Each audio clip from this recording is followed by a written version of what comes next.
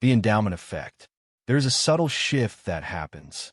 The moment something becomes yours, the object hasn't changed. Its function hasn't improved. Its value, in reality, is the same. And yet, your perception of it rises. This is the endowment effect, the psychological tendency to assign greater value to things simply because we own them. 1. When ownership becomes value, the endowment effect occurs.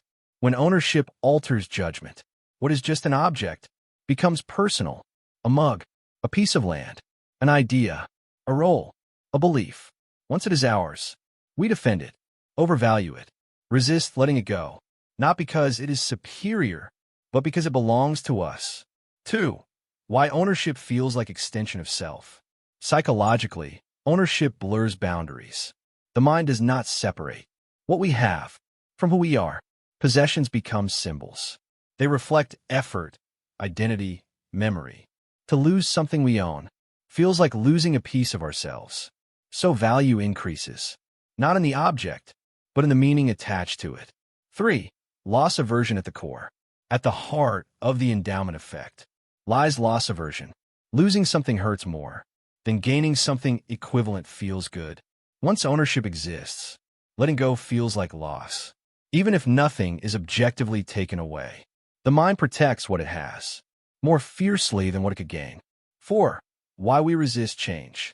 The endowment effect explains why people cling to familiar systems, jobs, routines, beliefs, relationships. Even when alternatives are better, the known feels safer. Change requires surrender, and surrender feels like loss.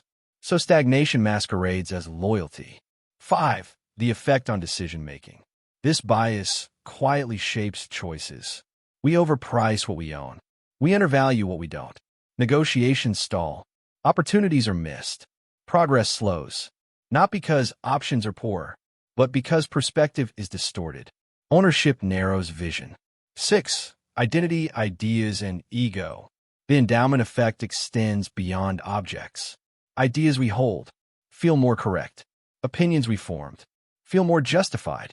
Positions we occupy feel more earned. The longer we own a belief, the harder it becomes to question it. Letting go feels like admitting loss, even when growth is possible. 7. Power and possession. In positions of power, the endowment effect intensifies. Authority becomes identity. Control becomes entitlement. Systems are defended, not because they work, but because they are owned. And ownership resists critique. 8. Everyday examples. You see this effect when you overvalue something you created. You refuse to sell something at a fair price. You defend a decision long after it failed. You stay attached to a role you've outgrown. Ownership doesn't ask if it serves you.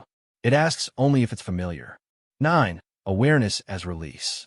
The endowment effect cannot be removed, but it can be seen. Ask, would I value this the same if it weren't mine? Am I protecting usefulness or identity? What am I afraid to lose? Awareness loosens grip, not to discard everything, but to choose consciously. 10. Responsibility beyond possession. The endowment effect reveals a quiet truth. The mind confuses ownership with value, but responsibility asks a harder question. Does this still serve what matters? This is Ethiax, where psychology meets responsibility, and responsibility begins when attachment no longer overrides truth, but is examined with clarity.